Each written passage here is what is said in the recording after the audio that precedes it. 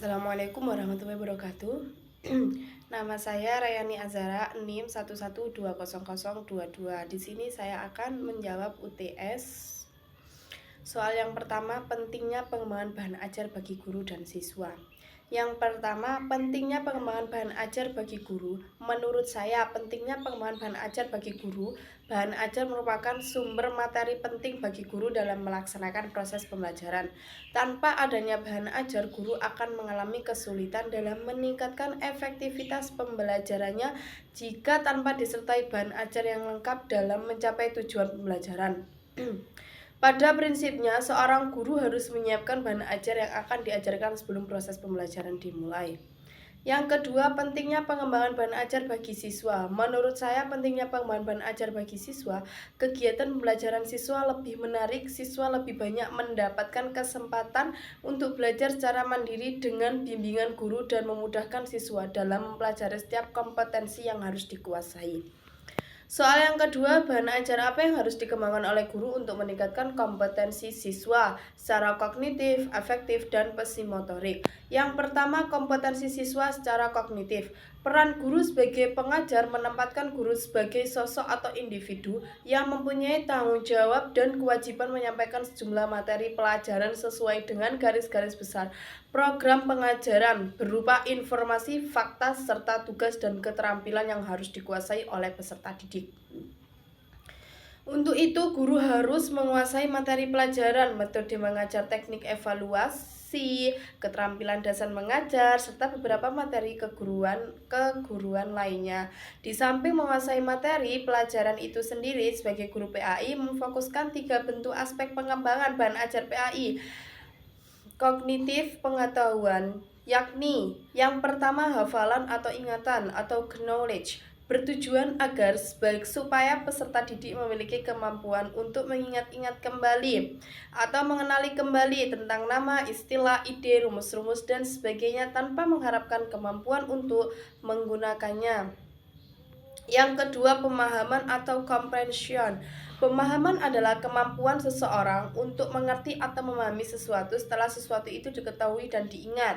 Yang ketiga, penerapan atau application.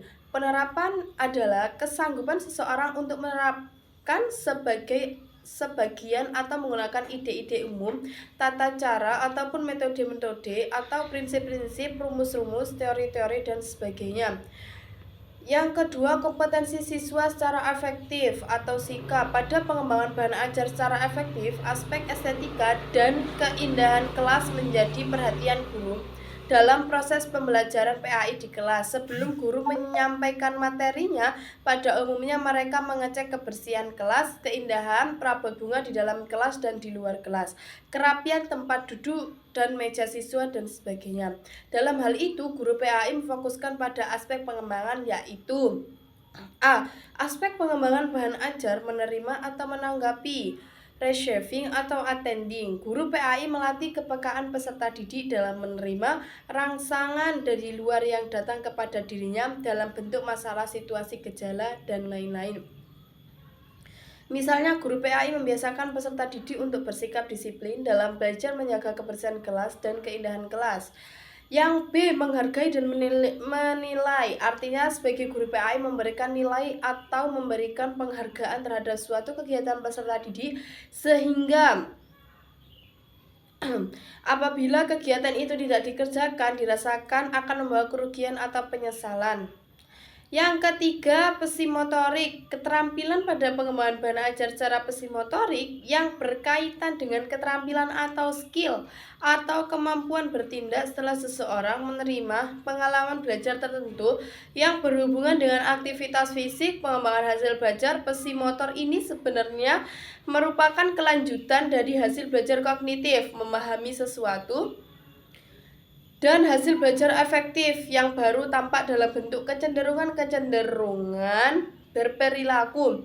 Hasil belajar kognitif dan hasil belajar efektif akan menjadi hasil belajar psikomotor apabila peserta didik telah menunjukkan perilaku atau perbuatan tertentu sesuai dengan makna yang terkandung dalam pengembangan kognitif dan pengembangan afektif dengan materi kedisiplinan menurut agama Islam.